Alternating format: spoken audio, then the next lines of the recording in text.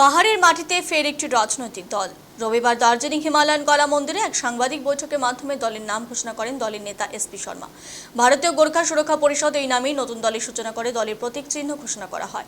এদিনে অনুষ্ঠানে উপস্থিত ছিলেন প্রাক্তন গোর্খা লীগের নেত্রী ভারতী তামাং। কার্যত বলা বাহুল্য, এসপি শর্মার আগেও গোর্খা নেতা হিসেবে পরিচিত ছিল। পরবর্তী দল ভেঙে যাওয়ায় নতুন রাজনৈতিক দল সৃষ্টির জল্পনা ঘটে। এদিন সমস্ত জল্পনার অবসান ঘটিয়ে ভারতীয় গোর্খা সুরক্ষা পরিষদ নামে নতুন দলে ঘোষণা করেন দলের नेता एसपी शर्मा।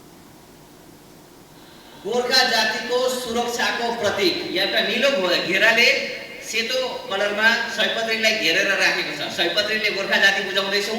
सेतो সন্দীপ অটোলাইন্স ধামাকা অফার 2022 এক্সচেঞ্জ অফার ও গাড়ি কিনলে আকর্ষণীয় উপহার।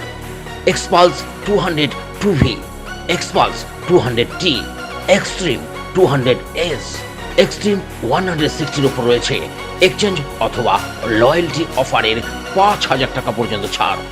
গ্ল্যামার 125, প্যাশন প্রো 110, ডেস্টিনি 125 এর উপর রয়েছে 5 লিটার পেট্রোল অথবা হেলমেট ফ্রি।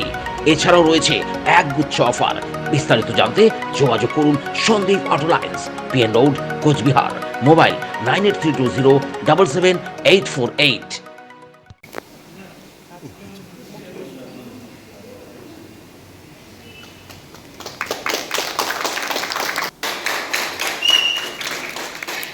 झण्डामा तपाईले स्पष्ट देख्नुहुँदै होला सयपत्रीको प्रतीक बाहेक पनि विभिन्न कलरहरू छ, विभिन्न रङहरू छन्। त्यो रङको तपाईलाई हाम्रो जुन सोच विचार थियो त्यो तपाईँ समक्ष राख्दैछु। झण्डामा जुन दुईटा कलर छ र बीचमा सेतो कलरको सर्कल छ। तपाईले याद गर्नुभयो भने भारत देशको जुन तीन झण्डामा तीन रङ हुन्छन्, त्यो तीनै रङ हुन्। माथिको कलर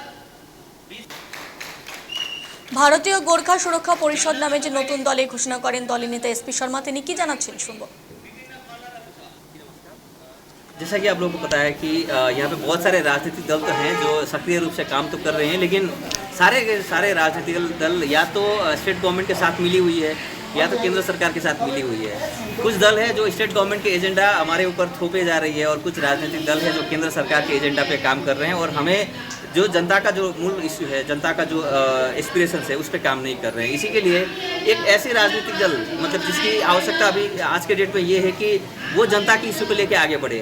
जनता क्या चाहती है, जनता का जो प्रॉब्लम्स है उस प्रॉब्लम्स को लेके एड्रेस करे और उस तरफ काम करे। तो इसी के कारण एक राजनीतिक दल एक अनिवार्य बन चुका था यहाँ के जो राजनीतिक परिवेश है। इसमें अलग राज्य गोरखालैंड को लेके एक मंच की भी एक आवश्यकता थी। तो उसी में हमने आज ये राजनीतिक दल गठन की, जिसका नाम हमने रखा है भारतीय गोरखा सुरक्षा परिषद, क्योंकि हमारा ये मानना है और हम दिन ब दिन ये देखते जा रहे हैं कि गोरखा जाति दिन ब दिन असुरक्षित होती जा रही है।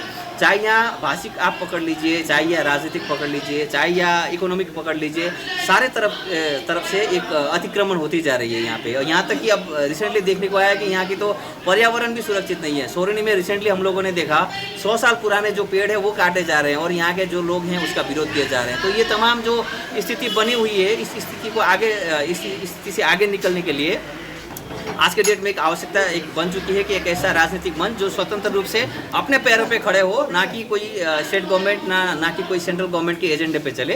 तो उसी हिसाब से हम लोगों ने ये गठन किया है और उन तमाम व्यक्तित्व वो तमाम लोग जो ये चाहते थे कि जो राजनीति से उठ चुके थे, जो राजनीति से फ्रस्ट्रेटेड हो चुके थे, उन तमाम राजनीतिक दल को उन तमाम व्यक्तित्वों को जो विकल्प चाहिए था, एक राजनीतिक विकल्प, वो हम लोगों ने आज जनता के सामने रखा है। तो आपने जो फ्लैग आज इनोग्रेट किया है उनके ऊपर में सायपत्री के फूल उनके बारे में थोड़ा जानिए। जैसा कि हम बार बार ये बोलते जा रहे हैं और गोरखा जाति की जो राजनीति है उसका जो बेस ही ये है कि गोरखा जाति को बार बार यहाँ पे एक लांछना का शिकार बनना पड़ता है। उनकी जो आइडेंटिटी है उसका एक मतलब क्लियर कट नहीं है। इसीलिए बहुत समय गोरखा जातियों को विदेशी के साथ एक कंपेयर किया जाता है, उनको बहुत समय बाहर से आए हुए लोगों के उस नज़रिए से देखा जाता है।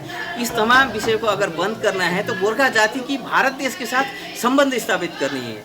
और इसी के कारण हमारा जो फ्लैग था जो हमने आज सार्वजनिक किया था, उसमें भारत देश का जो 3 कलर है वो तीनों ट्राई कलर को हमने शामिल किया है। और उसमें जो बीच का एक सफ़ेद वाला हिस्सा रहता है उसे एक सर्कल करके, जहाँ पे अशोक चक्र रहता है भारत के फ्लैग में, उस अशोक चक्र के स्थान पे हम लोगों ने सयपत्री फूल, गेंदा फूल जिसे हम लोग बोलते हैं, ये बताने के लिए ताकि भारत देश के साथ गोरखा जाति का संबंध भी हो और गोरखा जाति सुरक्षित भी रहे। ये एक संदेश देना चाहते थे हमारे फ्लैग के थ्रू से। आने वाला दिन में जीटीए इलेक्शन आने वाला है, तो इसमें आप लोग क्या पार्टिसिपेट करेंगे या?